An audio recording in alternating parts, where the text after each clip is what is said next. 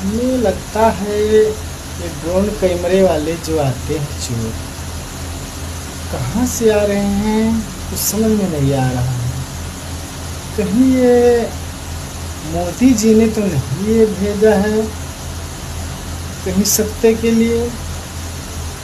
Code भी पढ़ने वाला है, पता नहीं क्यों मुझे ऐसा लगता है।